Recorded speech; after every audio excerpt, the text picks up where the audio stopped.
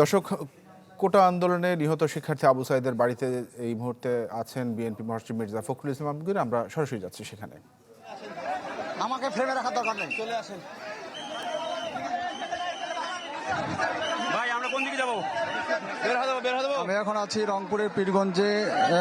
বৈষম্য বিরোধী আন্দোলনে পুলিশের গুলিতে যে শহীদ হয়েছেন আবু সাঈদ, তার বাসায়। এখানে একটু আগে বিএনপির মহাসচিব মির্জা ফখরুল ইসলাম আলমগীর তিনি আবু সাঈদের যে কবর আছে সেখানে এসে কবর জিয়ারত করেছেন।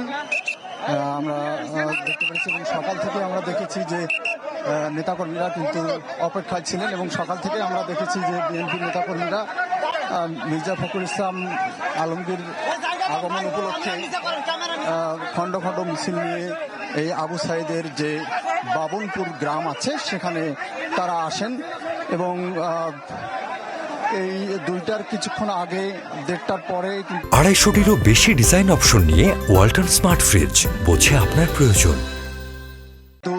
মির্জা ফখরুল ইসলামের গাড়ি বহর আসে এবং কবর জিয়ারত করেন এবং তিনি তারপরে গণমাধ্যমের সঙ্গে কথা বলেছেন এবং কবর জিয়ারত শেষে তিনি আবু সাঈদের পরিবারে যান।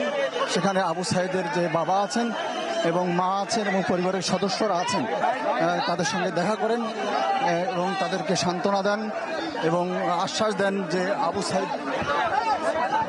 এবং তারপরে আমরা দেখছি যে মির্জা ফখরুল ইসলাম আলমগীর তিনি নেতাকর্মীদের সাথে নিয়ে আবু সাঈদের বাসা থেকে বের হয়ে যাচ্ছেন।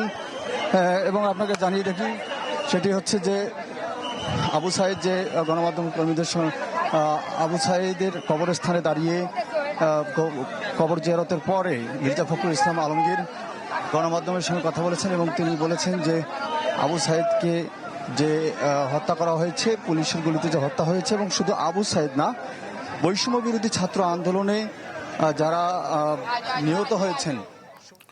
দর্শক, ফখরুল শাহীন জানাচ্ছিলেন রংপুর থেকে।